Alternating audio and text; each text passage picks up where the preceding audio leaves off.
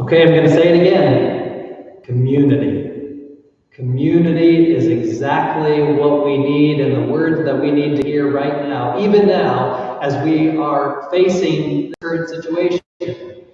I'm standing here in the middle of our nave, a place where, unfortunately, many of you will not be able to come over the course of the next couple of weeks. And that is an extreme hardship, I know. We all love to be here. We all love to pray in this place. We know that it draws us closer to Christ and it draws us closer to one another. And it's going to be an extreme hardship for all of us, I know. Thankfully, with the use of technology, we are going to do everything that we can here at the church to ensure that we are still being united, most importantly to Christ, but that we have the opportunity to unite to one another as well in the midst of all of this chaos. And so I'm going to encourage you as much as possible to use this as an opportunity. It is a hardship, but it is an opportunity to focus on the little things, so that we can focus on the presence of Christ in the here and now, in the present moment that we are living in, because that's the most important moment.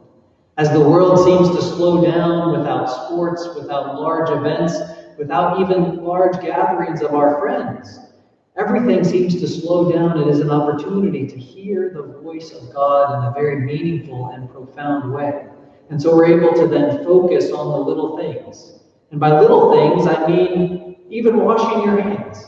The CDC recommends that we spend 20 seconds while we are scrubbing and washing our hands as much as we possibly can. And they say to make sure that you're doing it for that amount of time, maybe sing happy birthday. Well, I might encourage you instead to say the Lord's Prayer, or maybe say the Jesus Prayer 10 times, so that you're still scrubbing for those 20 seconds, but you're using those 20 seconds as an opportunity to focus on Christ. And to be able to use even that as a way to touch and to remember the presence of God.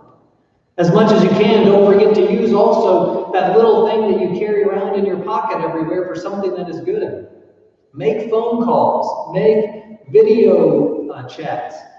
Make sure that you are doing everything you can to encourage the different people that are in our lives so that we can stay connected and to remember that we are not suffering through this individually all on our own, but that we are still a unified and united community. And by doing so, at the end of the day, we'll be able to give thanks to God for at least 3 things. And I would encourage you to conscientiously sit down and think about 3 things that you are thankful for in every single day, so that you can continue to recognize the many opportunities that God provides for us in the midst of this struggle. Brothers and sisters, don't forget that Christ says the gates of hell will not prevail against his church. That is true. If you're reading the lectionary this morning, we read in Genesis and we're reminded about Noah and how he gathered the different animals for protection into the ark. This is our ark. Whether we're able to be in this building or not, the church is still our refuge.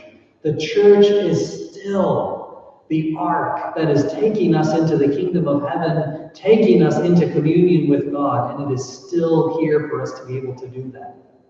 As much as we can, let us continue to use this as an opportunity to focus our attention and our lives on Christ. Remember each other. Remember to encourage each other. And remember that we are still united in the body of Christ together, even if we are not sitting next to each other during the beautiful liturgical services that we have. May God continue to strengthen and inspire us in all of the days ahead. God be with you.